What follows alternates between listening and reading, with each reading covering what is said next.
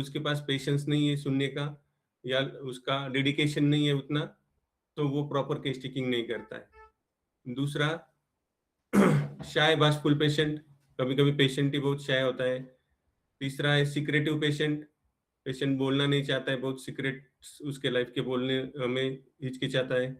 Next patient sticking है, वो देना नहीं चाहते। होते हैं कुछ पेशेंट्स कि नहीं डॉक्टर, इतना ही कंप्लेंट्स है और उसके ऊपर ही मेडिसिन दो, बाकी कुछ मत पूछो। होते हैं क्लिनिक में बहुत बार ऐसे भी पेशेंट मिलते हैं। A patient who is unable to tell all the symptoms due to the presence of attendant or the language barrier. कुछ पेशेंट्स ऐसे होते हैं कि उनका लैंग्वेज हम लोगों को समझ में नहीं आता है, कुछ अलग स्टेट से होते हैं, या उसके साथ कुछ है, क्लिनिक में स्टूडेंट्स होते हैं, कभी कभी उनके सामने भी नहीं बोल पाता है, तो देर में भी द हेजिटेशन, और उसकी वजह से वो बोलता नहीं है। A patient who has suppressed most of the symptoms with allopathic medicines. बहुत बार क्या होता है, बहुत सारे एलोपैथिक मेडिसिन खा के फिर हम लोग के पास आता है, तो हम लोग को केस टेकिंग में सिम्टम में नहीं मिलते। तो ये जो कॉमन प्रॉब्लम होता है हम लोगों के ओपीडीज में या नए नए जो स्टूडेंट्स होते हैं, तो हनीमन देखो, हनीमन सिर्फ थेरेटिकल दे के नहीं गए हम लोगों को। हनीमन एक प्रैक्टिशनर थे, क्लिनिशियन थे।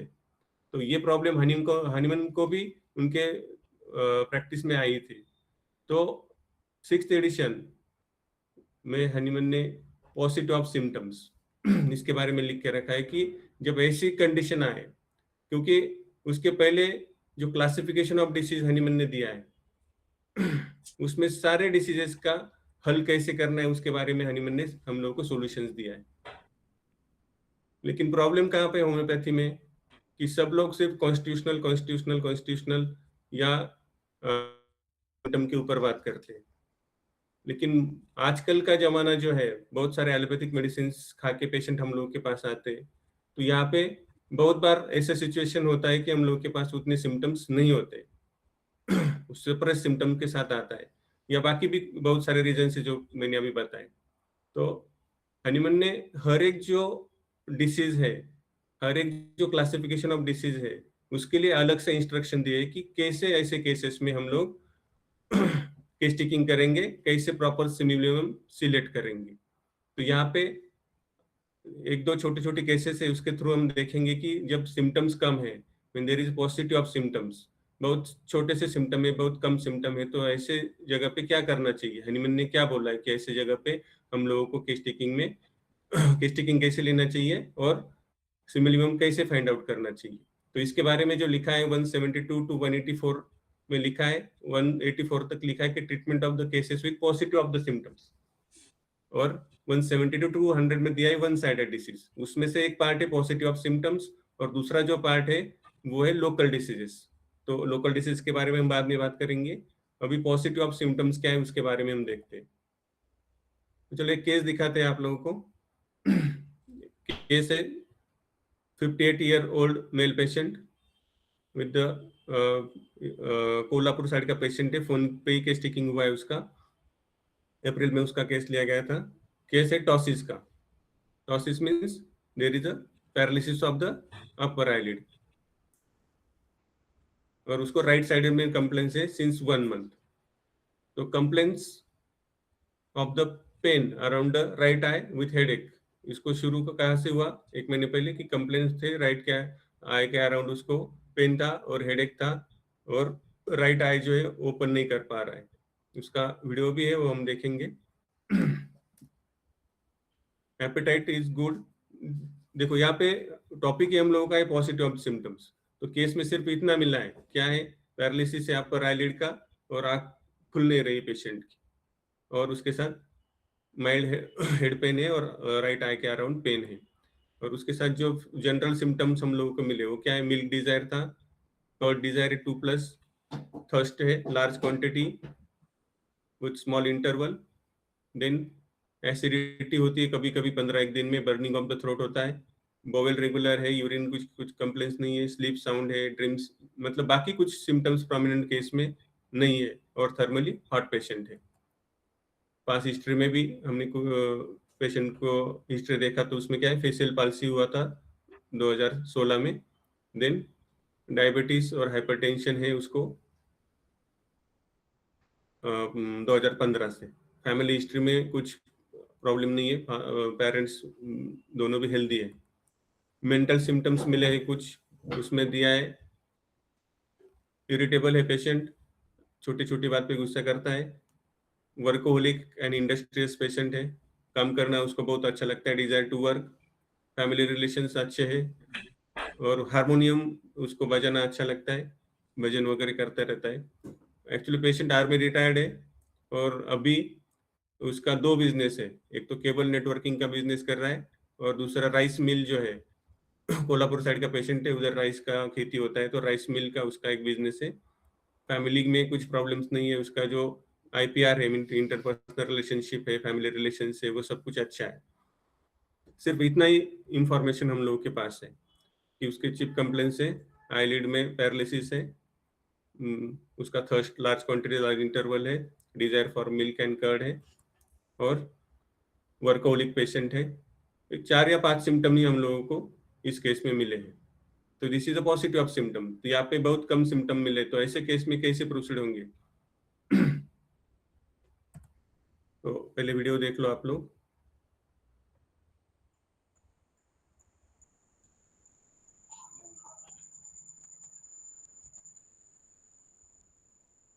राइट आई वो खोलने की कोशिश कर रहा है बट खुल नहीं रहे, एकदम कंप्लीट पैरालिटिक कंडीशन है राइट आई की।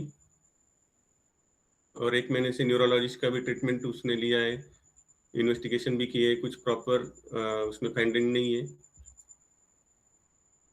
और होम्योपैथिक केस टेकिंग में भी सिर्फ उतना ही हम लोगों को सिम्टम मिला है, और उसके साथ 2-4 सिम्टम्स और मिले। देखो खुद हाथ से खोलने की कोशिश कर रहा है, means there is a complete paralysis of upper eyelid. ये फॉलोअप का वीडियो है। एक महीने में ही उसके आँख एकदम नॉर्मल हो गई।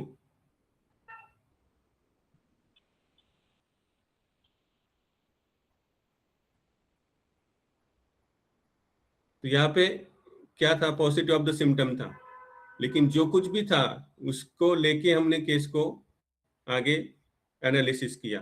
क्या सिम्टम थे? इंडस्ट्रियस पेशेंट है, मैनिया फॉर द वर्क। दूसरा था thirsty for large quantity and frequent, बार बार पानी पीता है और लार्ज क्वांटिटी में पीता है। और तीसरा है मिल्क और मिल्क प्रोडक्ट्स डिजायर है। तो 3 सिम्टम के आधार पर हम लोगों ने मेडिसिन दिया। रिमेडी थी ब्रायोनियाल्वा। ब्रायोनियाल्वा 30 का थोड़ा सा रिपीटेशन किया और 1 महीने में उसका आँख का नॉर्म पूरा प्रॉब्लम सॉल्व हो गया।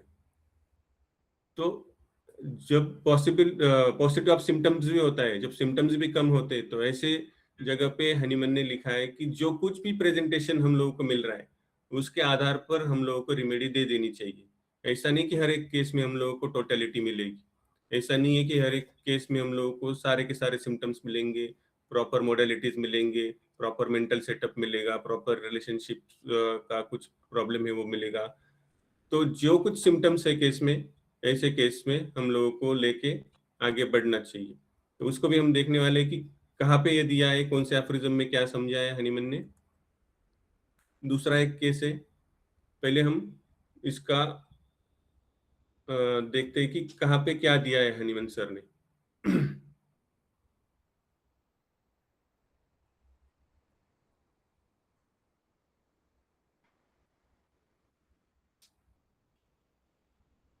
देखो एफरिज्म 172 टू 184 में दिया है।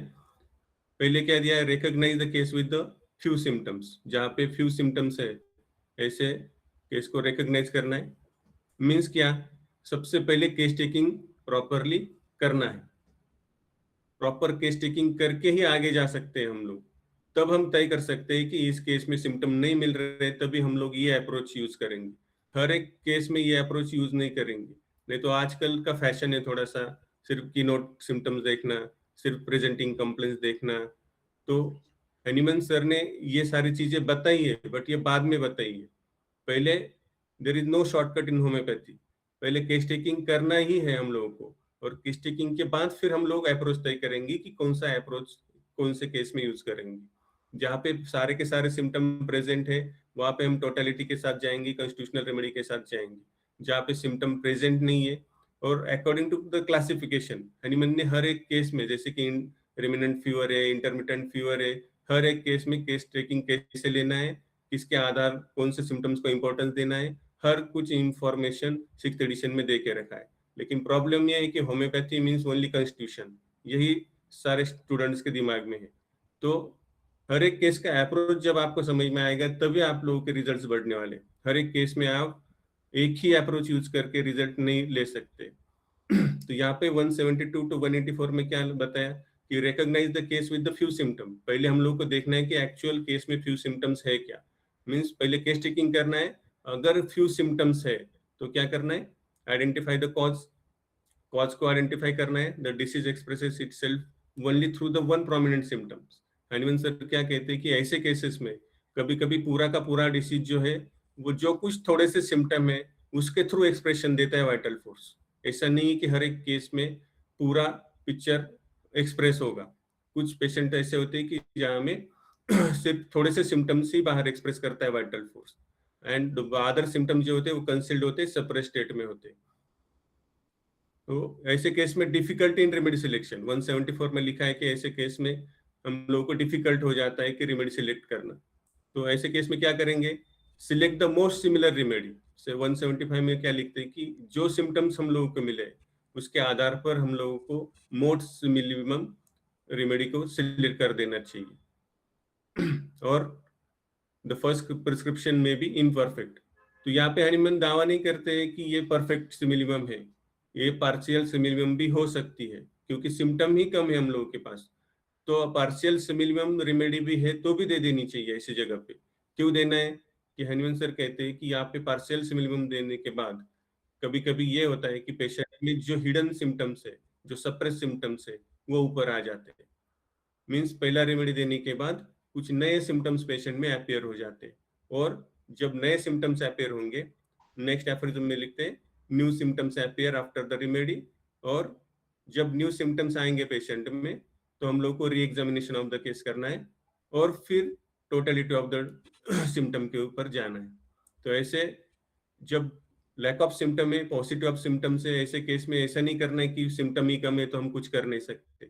जो पार्शियल सिमिलिमम है उसको देना है और उसके बाद ऑब्जर्व करना है पेशेंट को ठीक से, नए सिम्टम्स कौन से अपेयर हो रहे हैं उसको देख के फिर से टोटलिटी ऑफ द सिम्टम बनाना है नए सिम्टम के साथ, और prescribe the more accurate remedy.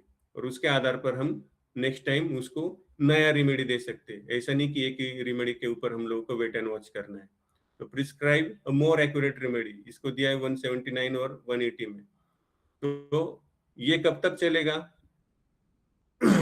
तो हम लोगों को यूरी रेमेडी देने के बाद, क्योंकि अभी जो सेकंड रेमेडी है ये भी कभी कभी परफेक्ट होगी नहीं होगी ये भी मालूम नहीं है, क्योंकि यहाँ पर भी लैक ऑफ सिम्टम्स हो सकते हैं, पॉजिटिव ऑफ सिम्टम हो सकता है। लेकिन यहाँ पे हनीमन एक इंस्ट्रक्शन दे रहे हैं कि अगर फिर भी पेशेंट के सिम्टम्स है, अभी डिसअपियर नहीं हुए, अभी भी पेशेंट क्यूर नहीं हुआ, तो अवॉइड द सप्रेसिव ट्रीटमेंट। तो ऐसे केसेस में उसको सप्रेस नहीं करना है, जो सिम्टम्स है उसको सप्रेस करने की कोशिश नहीं करनी है। जो कुछ सिम्टम्स मिलेंगे उसके आधार पर टोटलिटी बना के हम लोग को नेक्स्ट प्रिस्क्रिप्शन देना है। ये कब तक करना है? कंटिन्यू द केयरफुल ऑब्जर्वेशन, और जितना बार नए सिम्टम्स मिलेंगे हम लोग को फॉलो रखना है, केयरफुल ऑब्जर्वेशन रखना है पेशेंट का। और जितने बार हम लोगों को नए सिम्टम्स मिलेंगे उतने बार हम लोग रिकेस्टिकिंग करेंगे, नया टोटलिटी फॉर्म करेंगे। और ये सीक्वेंस जो है तब तक चलेगा जब तक पेशेंट क्योर नहीं होता है। बीच में उसको कुछ भी डिस्टर्ब नहीं करना है और उसको सप्रेसिव ट्रीटमेंट बिल्कुल नहीं देना है। तो यहाँ पे पेशेंस रखना है, और ऐसे केसेस में क्योर मिलता है। वो कैसे मिलता है? तो फर्स्ट केस तो मैंने आपको दिखाया कि उसमें क्या था, पॉजिटिव सिम्टम था, लेकिन पहले ही डोज में पेशेंट क्योर हो गया। अभी दूसरा एक केस दिखा रहा हूँ जिसमें कि ये जो सिम्टम्स उभर के कैसे आते हैं उसको हम देखते हैं। दूसरा केस है स्पाइन इंजरी का, रिसेंट केस है, अभी 27 तारीख का केस है। पेशेंट आया, फोन पे ही बात हुआ है पेशेंट का। 15 दिन पहले पेशेंट इंजरी हुआ है, fall and injury to the spine, sacral region में उसको इंजरी हुआ है और पेन हो रहा है सैक्रल रीजन में, और पेन एक्सटेंड हो रहा है बोथ लोअर लिम्स में, मीन्स साइटिका टाइप पेन है पेशेंट को, एंड काफ मसल में भी पेन है। और टिपिकल मॉडलिटी पेशेंट यहाँ पे दे रहा है कि लाइंग डाउन में एग्रेवेशन है, टर्निंग इन बेड में एग्रेवेशन है। स्लीपलेसनेस हो रहा है पेन की वजह से, क्योंकि लाई डाउन ही कर नहीं पा रहा है patient. Then there is pain in abdomen, it is amelioration by passing flatus, burning pain in the right leg and the foot, और उसके साथ उसको राइट लेग में बर्निंग है और फुट में भी बर्निंग हो रही है। तो इतने ही सिम्टम है। पेशेंट 15 दिन पहले गिरा है, 67 ईयर ओल्ड पेशेंट है, और उसको ये सिम्टम्स है। सबसे मेन कंप्लेंट पेशेंट की इस टाइम पे ये है कि उसको सिर्फ चेयर पे बैठने से ही आराम मिलता है, वो ना चल पा रहा है ना बेड पे लेट पा रहा है। तो उसका लाइफ जो है अभी सिर्फ चेयर पे बैठे बैठे उसको जकड़ रहा है चेयर में, तो उसको वहां पे ही आराम मिल रहा है। तो यहाँ पे भी हम लोगों के पास पॉजिटिव ऑफ सिम्टम्स है, बहुत कम सिम्टम्स है। तो इसके आधार पर हम लोगों को रेमेडी सिलेक्शन करना पड़ेगा।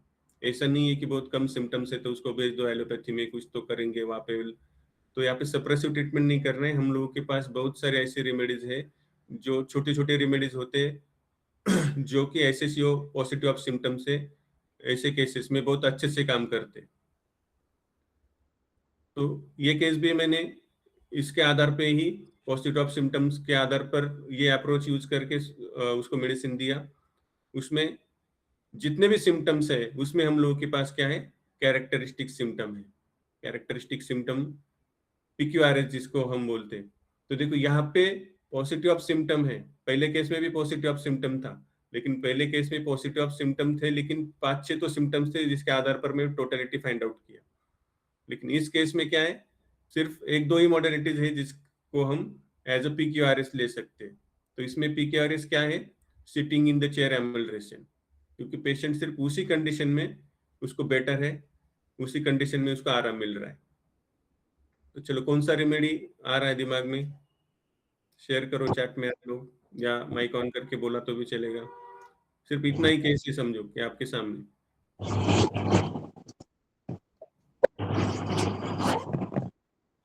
यस,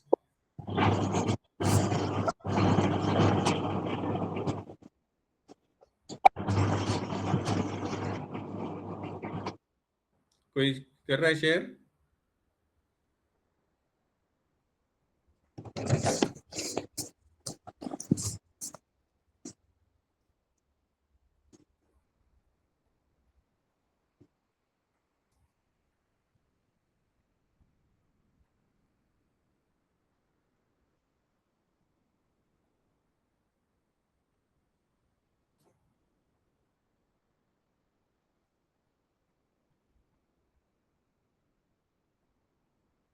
लैकेसिस, अच्छा क्यों लैकेसिस?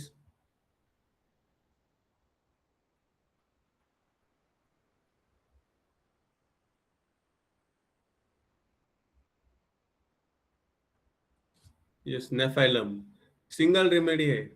नेफाइलम, नेफाइलियम सिंगल रेमेडी है, और पेशेंट को उसी कंडीशन में ठीक लग रहा है। तो ऐसे केस में वही रेमेडी देना is the simillimum for the patient. MRI का रिपोर्ट भी है, उसमें बहुत कुछ लिखा है, लेकिन हम लोगों के लिए एमआरआई रिपोर्ट से भी ज्यादा इंपॉर्टेंट है पेशेंट की जो कंडीशन है, पेशेंट की जो मॉडलिटीज है, पेशेंट के जो सिम्टम्स है, आउटवर्डली रिफ्लेक्टेड पिक्चर जो है वो इम्पोर्टेंट है हम लोग को। यहाँ पे बहुत कुछ दिया है उसके एमआरआई रिपोर्ट में कि उसको सेवरल लंबर लॉर्डोसिस है और पोस्टीरियर बल्ज है, जो कि आप लोग देखते हैं हमेशा कि यही होता है, डिजेनरेटिव चेंजेस होते हैं, जो डिस्क है वो बल्ज होती है। बट हर एक केस में सिम्टम अलग अलग होते हैं। ये सारा रिपोर्ट्स बहुत पेशेंट में कॉमन फाइंडिंग्स होते हैं कि प्रोट्रूजन होता है, बट सिम्टम्स अलग अलग होते हैं हर एक केस में। तो यहाँ पे एक अलग सिम्टम हम लोगों को क्या मिला, extremities pain, sciatica, sciatic nerve, sitting amelioration in chair. तो उसके आधार पर पहला रेमेडी मैंने दिया नेफाइलियम, 30 का डोज उसको दिया, और 3-4 दिन से उसको रिपीट किया। तो आज फॉलोअप दिया पेशेंट में, आज मॉर्निंग में, तो कंप्लेंट्स 50% बेटर है, can lie down and sleep now, अभी लेट रहा है बेड पे और नींद भी अच्छे से हो रही है। पेन इन साइटिका डिक्रीज, पहले दोनों भी पैर में पेन था। देखो यहाँ पे केयरफुल ऑब्जर्वेशन हम लोग को करना पड़ता है। पहले क्या था, दोनों भी पैर में पेन था, अभी क्या हो रहा है पेशेंट में, पेन इन साइटिका डिक्रीज, बस in yesterday pain in alternating side. अभी क्या हो रहा है उसको, sometime there is pain in the right and when it ceases it goes to the left leg and vice versa. कभी right में pen हो रहा है, वो कम हो गया है तो फिर लेफ्ट में पेन हो रहा है। तो कल से ये मोडालिटी, कल से ये पैटर्न ऑफ पेन चेंज हुआ है। तो यहाँ पे फिर अब जो पहला रेमेडी था, पहले रेमेडीज के मोडालिटीज थे, वो सब जो सिनेरियो था वो अभी खत्म हो चुका है। अभी हम लोगों के पास नया सिम्टम है, नए मोडालिटीज है, नया पीक्यूआरएस सिम्टम है। तो ऐसे केस में वेट करने से ज्यादा हम लोग क्या कर सकते हैं, यहाँ पे जो रेमेडी इस सिम्टम्स को कवर करेगी उसको पकड़ के उसको हम देके प्रोसीड करेंगे केस में। ये हनीमन ने दिया है कि क्या होता है after giving the first remedy which is partial similimum, जो हिडन सिम्टम्स है वो ऊपर आते हैं या कुछ नए सिम्टम अपेयर हो जाते हैं। तो यहाँ पे नया सिम्टम हम लोगों को मिला, तो आज मैंने उसको यही सिम्टम पकड़ा। क्या है, पेन साइटिका, साइटिकनर, अल्टरनेटिंग साइड्स। एक ये रेमेडी है लैक्टैन, बहुत एक्सलेंट रेमेडी है साइटिका के केसेस में जहाँ पे ये मॉडलिटी होती है कि अल्टरनेटिंग साइड्स में पेन होता है, कभी राइट में होता है, कभी लेफ्ट में होता है। तो यहाँ पे this is also the partial similimum remedy, but it is a PQRS symptoms of this remedy, और ये रेमेडी काम करेगी ही करेगी। यहाँ पे जरूरी नहीं कि लैक्टैन का पूरा पिक्चर इस रेमेडी में कवर हो, क्योंकि यहाँ पे पॉजिटिव ऑफ सिम्टम की बात हम कर रहे हैं। यहाँ पे नॉट नेसेसरी कि इसमें स्नेक के ड्रीम आना चाहिए पेशेंट को, इसके मेंटल सिम्टम्स भी लैक्टैन की जैसे होने चाहिए। जो सिम्टम्स है हमारे पास वो पिक्युलर सिम्टम है और वो लैक्टैन कवर कर रही है, means we can use the lactan remedy according to the Hahnemann's पे। तो इसको हम देंगे, और इससे क्या हो रहा है केस में इसको ऑब्जर्व करेंगे 2-4 दिन में। अगर पेशेंट को रिलीफ है तो हम इसको कंटिन्यू करेंगे। अगर उसके बाद कुछ नए सिम्टम्स आएंगे पेशेंट में तो वो नया सिम्टम्स को हम फिर से रेपेटाइज करेंगे, फिर से उसका नया टोटलिटी बनाएंगे और उसके आधार पर नया रेमेडी देंगे। ये कब तक चलेगा, until the patient is fully cured. तो इतना सिंपल इंस्ट्रक्शन हनीमन हर जगह पे देते। हर एक जो क्लासिफिकेशन है, हर क्लासिफिकेशन में हनीमन केस टेकिंग का वे बताते हैं, हर एक केस में कैसे सिलेक्शन करना है वो बताते हैं, और प्रोसीड कैसे करना है ये भी बताते हैं। आज का टॉपिक सिर्फ पॉजिटिव के ऊपर है तो मैं आज पॉजिटिव इसी की बात करूंगा। लेकिन हर एक जो क्लासिफिकेशन है उसके आधार पर अगर आप लोग अप्रोच यूज करेंगे प्रैक्टिस में तो होम्योपैथी में फेल्यूर्स नहीं आएंगे। प्रॉब्लम कहाँ पे कि एक ही अप्रोच हर एक केस में यूज करने की कोशिश होती है और फिर वहां पे फेल्यूर्स आते हैं। हर एक केस में मेंटल सिम्टम ढूंढने की कोशिश करते, हर एक केस में मॉडलिटी ढूंढने की कोशिश करते, हर एक केस में totality of symptoms find out करने की कोशिश करते। तो हर एक case it is not possible कि यूरिक केस टोटलिटी देगा आपको, इट इज नॉट पॉसिबल कि यूरिक केस मेंटल सिम्टम देगा आपको। लेकिन जो कुछ भी पेशेंट में है वो लेके आगे बढ़ना ये हनीमन ने दिया है, क्योंकि ये प्रैक्टिकल प्रॉब्लम है जो कि हनीमन के खुद के प्रैक्टिस में भी था, इसलिए उन्होंने ये सब मेंशन करके रखा है। तो समरी भी हमने देखा, और एक केस हम देखते हैं यहाँ पे जो कि अभी ये तो हुआ पॉजिटिव ऑफ सिम्टम्स के बारे में। अभी हम बढ़ते लोकल डिसीजेस की तरफ। तो लोकल डिसीजेस, इसका ही सेकंड पार्ट दिया है हनीमन सर ने कि लोकल डिसीजेस। तो लोकल डिसीजेस क्या है, these are the local affections, means external affections. It may be affection of the skin और affection because of the injury, जो कि बाहर से दिखेगा हम लोग। तो ये दो तरह के होते हैं। It is arising from the external injuries, जैसे कि जलना, कट होना, इससे एक्सटर्नल इंजुरीज होते हैं, एक्सीडेंटल इंजुरीज है। और local affection arising from the internal dynamic derangement, जो कि स्किन डिसीजेस है, जिसको हम सोरेसिस जैसे इरप्शंस बोलते हैं, बॉइल्स बोलते हैं। These are the internal dynamic affection, इसका बाहर से कुछ रोल नहीं है। तो दो टाइप के लोकल डिसीजेस है। तो ऐसे केसेस में क्या करना चाहिए ये भी हनीमन सर ने लिख के रखा है। तो एक केस है लोकल डिसीज की, उसको हम यहाँ पे डिस्कस करते हैं।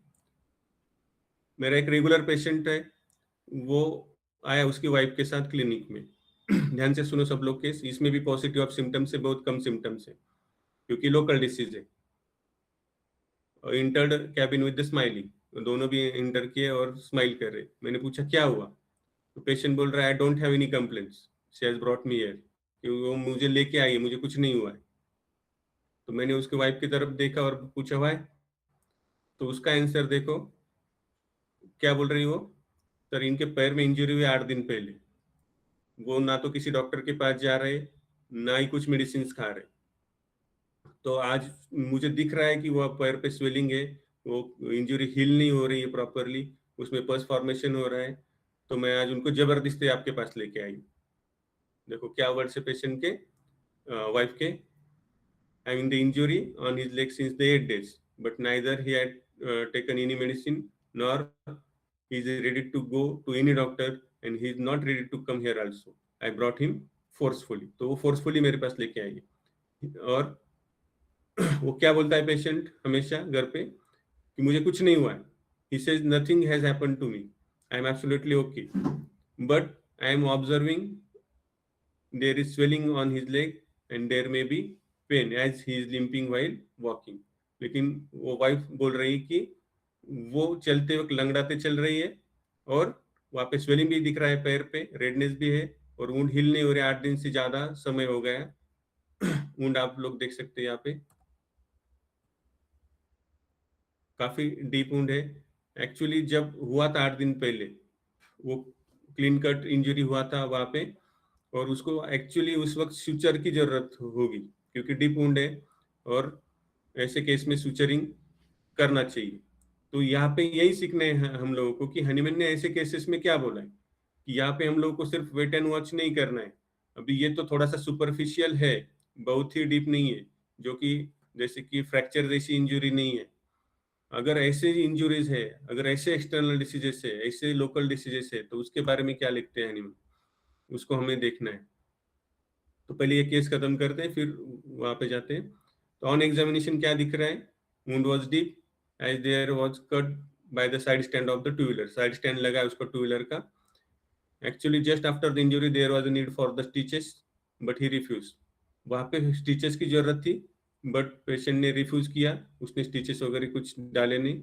And now the margins of the cut are far apart. तो अभी जो कंडीशन है वो स्टिचेस डालने लायक भी नहीं है, तो मैंने भी उसको एडवाइस नहीं किया अभी स्टिचेस डालने की, and decided to go with the simillimum. तो ऐसे केस में अभी मैंने सिमिलियम देने की यहाँ पे निर्णय लिया। तो अभी जो मार्जिन थे वो ऐसे शार्प मार्जिन नहीं थे कि उसको स्टिचेस डाले जाए, इसीलिए मैंने भी सिमिलियम देने की यहाँ पे निर्णय लिया।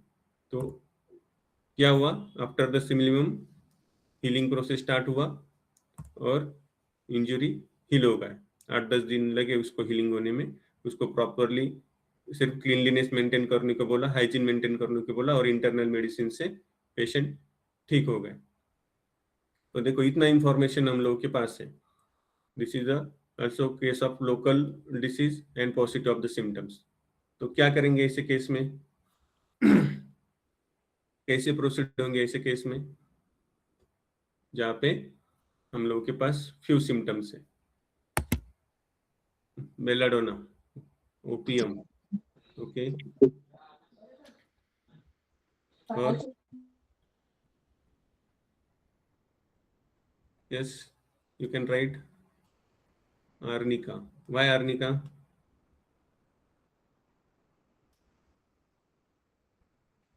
Yes, says well when he's sick. तो देखो यहाँ पे जो कुछ रिएक्शन है पेशेंट का वो इम्पोर्टेंट है ऐसे केस में, और इंजरी भी इम्पोर्टेंट है। ऐसा नहीं कि सिर्फ इंजरी इम्पोर्टेंट है। तो ऐसे केस में हम लोग ज्यादातर क्या करते हैं, क्लीन कट इंजरी है और या सपोरेशन दिख रहा है थोड़ा सा, तो जो कॉमन रेमेडीज है वो प्रिस्क्राइब होते हैं ऐसे केसेस में। ज्यादातर लोग जाते हैं हाइपेरिकम या कैलेंडुला जैसे रेमेडीज यहाँ पे यूज करते हैं।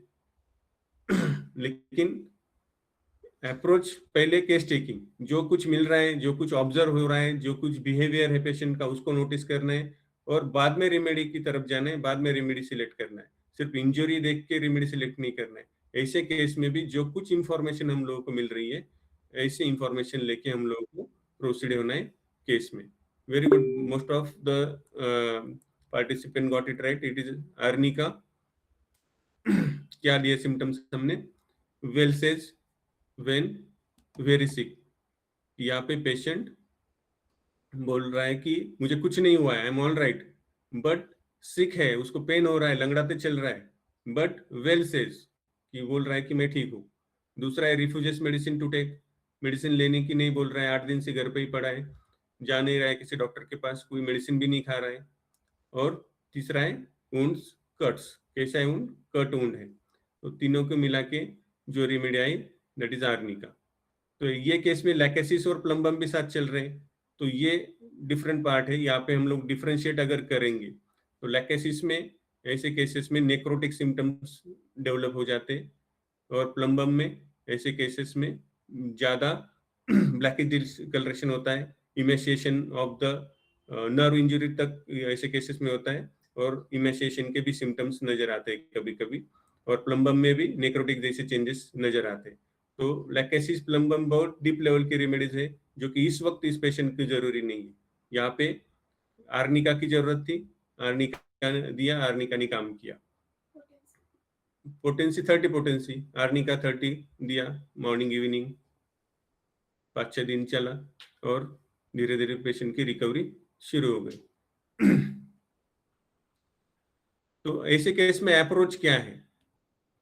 Diseases that appear on the external parts of the body, not really limited to the part। तो हनीमैन यहाँ पे कहते हैं कि जब एक्सटर्नल डिसीजेस होते हैं, लोकल डिसीजेस होते हैं, यहाँ पे दो टाइप के डिसीज होते हैं। एक तो लोकल मेलेडीज, यहाँ पे एक्सटर्नल पार्ट्स जो होते हैं, स्किन के इरप्शंस, अल्सर, ट्यूमर्स, वॉर्ड्स, ये जो स्किन के सिम्टम्स होते हैं जो कि एक्सटर्नल पार्ट्स पे आते हैं, इसको बोलते हैं local melodies.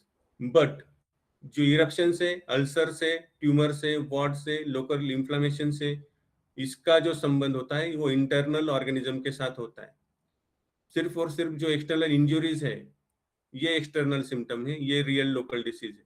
Some local diseases are caused by the external injuries.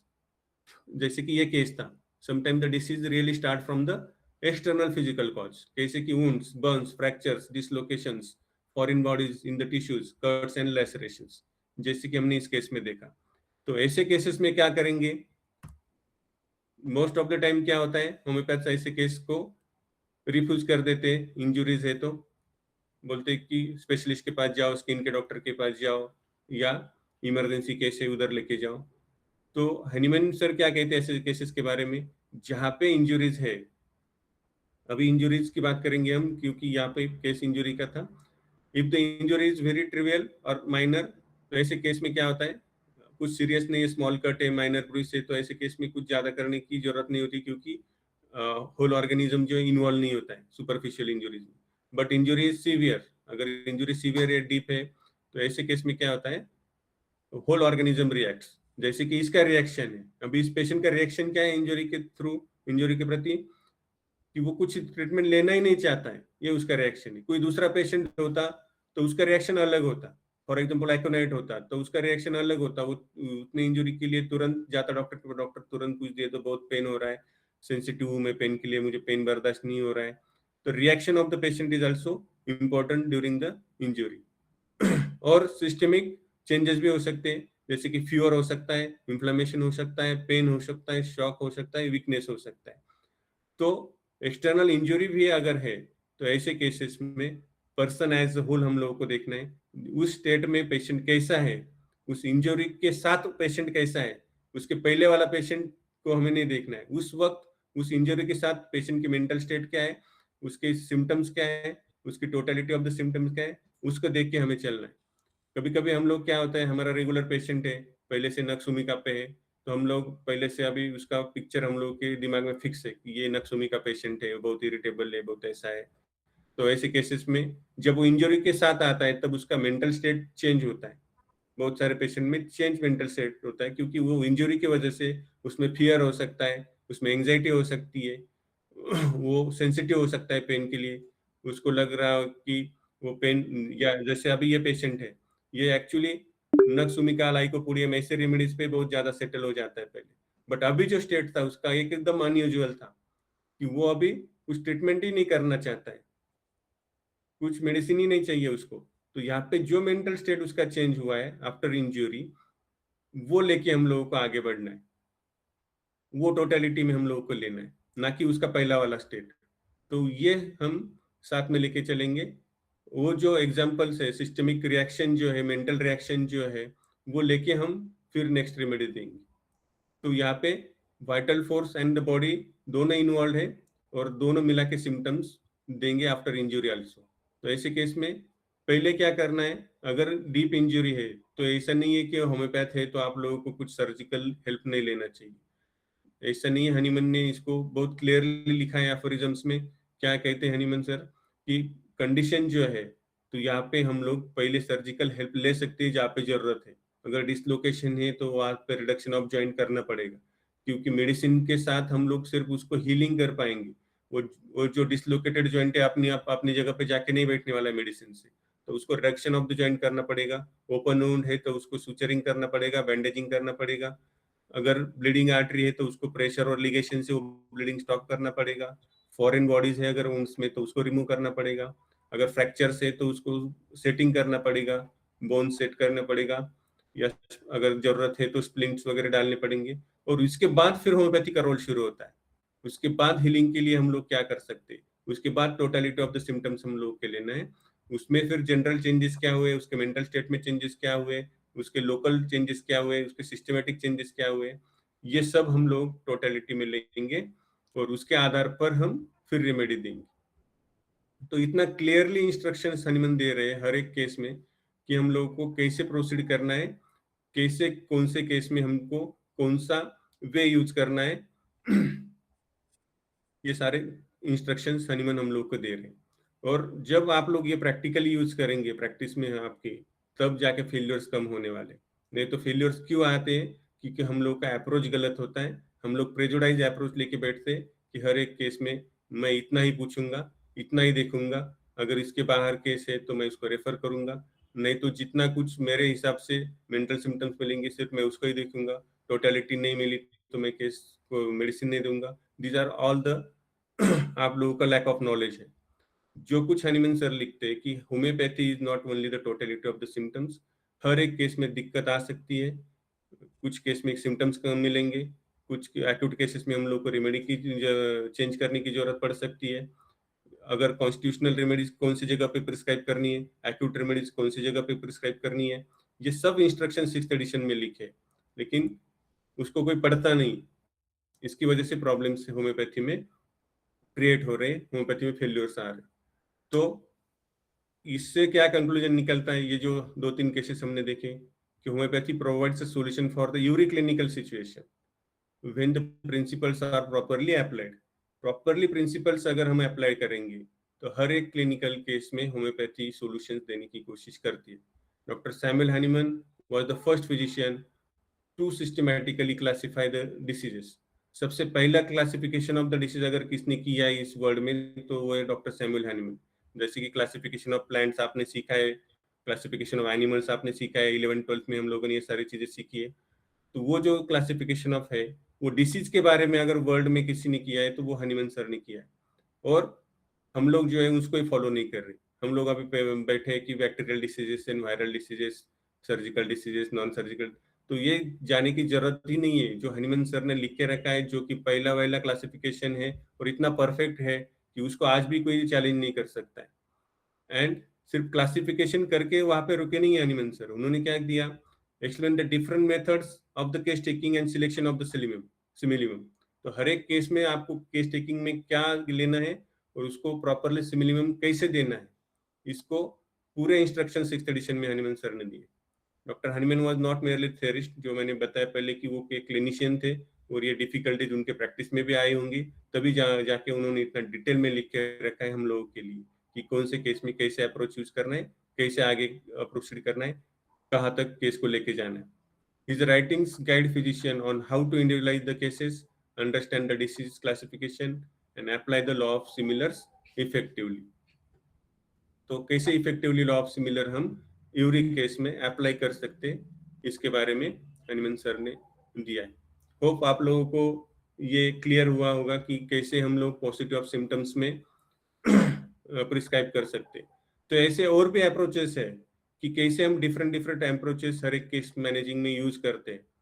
तो जो अपकमिंग सेमिनार है नेक्स्ट संडे हम लोगों का, वहाँ पे हम लोग ये डिफरेंट अप्रोचेस सीखने वाले हैं। मेरे साथ डॉक्टर साईनाथ चिंता भी है, डॉक्टर मयूर काकड़े भी है, जो कि हम लोग मिशन होम्योपैथी में काम करते हैं। हम लोग निकम सर के स्टूडेंट है और हम लोग का जो अप्रोच है हनीमैनियन अप्रोच कभी भी निकम सर उसको खुद का नाम नहीं देते, निकम मेथड नहीं बोलते सर, हमेशा बोलते this is the Hahnemannian approach, this is the approach of the 6th addition.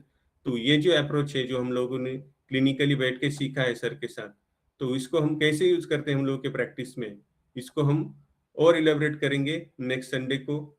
Live seminar है हम लोगों का 15 मार्च में, तो वहाँ पे आप लोग ज्वाइन कीजिए। वहाँ पे डॉक्टर मयूर भी उनका एक्सपीरियंस शेयर करेंगे, डॉक्टर साई भी उनका एक्सपीरियंसेस, और ये तो बहुत छोटे छोटे केसेस मैंने दिखाए क्योंकि पॉजिटिव ऑफ द सिम्टम था, लेकिन वहाँ पे हम मोर पैथोलॉजिकल केसेस के लिए जा रहे हैं, जैसे कि किडनी फेलियर के केस है, इसके ऐसे केस में कैसे जाएंगे, माइग्रेन जैसी केस है जो कि सालों तक पेशेंट को परेशान करता है, 10-15 सालों से पेशेंट मेडिसिन खाते रहते हैं, और डीप पैथोलॉजिकल केसेस है, पैंक्रियाटिक पैथोलॉजी के केसेस है, न्यूमोनिया के केसेस है, कि ऐसे केसेस में हम लोगों को कैसे अप्रोच रखना चाहिए और कैसे सिमलिमम तक पहुंचना चाहिए।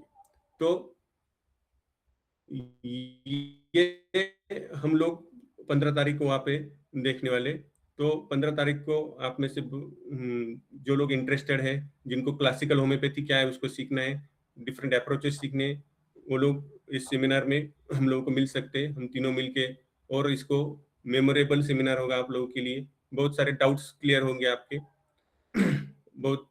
और लास्ट में हम एक डिस्कशन सेशन भी रखेंगे, वहाँ पे भी आपके बहुत सारे डाउट्स हम लोग क्लियर करने की कोशिश करेंगे।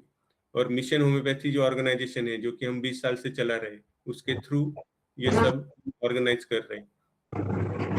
तो डिटेल्स जो स्क्रीन पे दिया है सेमिनार के, उसके थ्रू आप ज्वाइन कर सकते हैं। हेलो, हाँ डॉक्टर राहुल हियर। हाँ डॉक्टर राहुल। तो मैं पिछले पौने घंटे से ये वेबिनार बड़े ध्यान से सुन रहा हूँ, और I am really happy doctor Sheetal Kumar, आपने ईच एंड एवरी केस जो बताई, it is really an eye opener. तो जितने हमने हमारे क्लासिकल स्टडी ग्रुप में भी ये शेयर किया था, तो जितने भी स्टूडेंट हैं उनको मैं फिर से अपील करना चाहूंगा कि नेक्स्ट संडे का जो सेमिनार है अहिल्या नगर, वो आप बिल्कुल मत मिस कीजिए। ये आपके लिए एक बेस्ट लर्निंग एक्सपीरियंस होगा। And congrats once again doctor Sheetal Kumar for wonderful presentation. Thank you very much doctor Rahul. Doctor Rahul को भी आप लोगों ने सुना है, जो नगर कॉलेज के स्टूडेंट है उन लोगों ने भी डॉक्टर राहुल को सुना है कि कैसे उन्होंने अप्रोच यूज किया। हम लोग जो निकम सर से सीखे, सब लोगों का अप्रोच एक ही आप लोगों को मिलेगा, केस सॉल्विंग अप्रोच हर केस में प्रॉपरली इंडिविजुअल जो केस है उसके अकॉर्डिंग ही हम लोग अप्रोच यूज करके रेमेडी तक पहुंचते हैं। और जो नॉलेज हमने गेन किया वो हम आगे देना चाहते हैं। इसमें कोई कमर्शियल व्यू नहीं है, आप लोग फीस भी दे सकते हैं, एकदम रीजनेबल फीस में हम लोग हर साल ये सेमिनार्स लेते हैं, ताकि ज्यादा से ज्यादा क्लासिकल होम्योपैथी जो है और ज्यादा से ज्यादा डाउट सॉल्विंग सेमिनार्स होने चाहिए होम्योपैथी में। जो मिसकॉन्सेप्शन चल रहा है, मिस लीड हो रहे हैं स्टूडेंट्स, उनको फिर से कैसे क्लासिकल होम्योपैथी की तरफ हम ला सकते हैं, यही हम लोगों का मेन उद्देश्य रहता है इस सेमिनार्स में।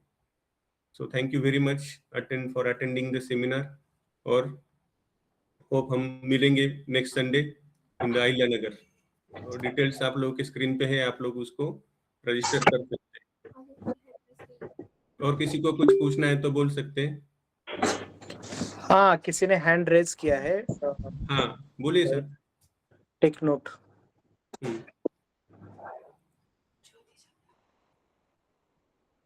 यस ज्योति मैडम बोलिए, आप माइक ऑन करके बोल सकते हैं। हॅलो सर, मी पहिल्यांदा माझं हे दुसरं वेळ आहे की मी तुमचं लेक्चर ऐकलेलं आहे, आणि आजचं मला खूपच आवडलं लेक्चर. कारण बेसिकली आधी पण मी काय काय केलं तर बरेचसे लोक आहे ना रेमेडी सांगत नाहीत, पण तुम्ही रेमेडी सुद्धा सांगितली, आणि मग त्याच्याने जास्त क्लिअर झालं की आपल्या मनात पण थोड्याशा आसपासच्या रेमेडीज असतात, आणि मग ते जास्त क्लिअर झालं की तुम्ही रेमेडी पण सांगितली. That was the very important part of this seminar. I like it very much. Thank you madam, thank you. और 15 तारीख को भी आप आएंगे, वहाँ पे भी और ज्यादा एक्सप्लोर करेंगे हम लोग। और दो हमारे बहुत अच्छे स्पीकर है वहाँ पे, डॉक्टर मयूर और डॉक्टर साईनाथ, उनके भी बहुत डीप पैथोलॉजिकल केसेस है, उसको भी हम सुनेंगे। Yes, I'm coming, sir. Okay okay. Okay. Thank you, sir. और किसने एड्रेस किया था बोलिए। अगर एक कांटेक्ट नंबर चैट बॉक्स में टाइप कर दे कांटेक्ट के तो अच्छा होगा, क्योंकि ये जो पोस्टर है बहुत छोटा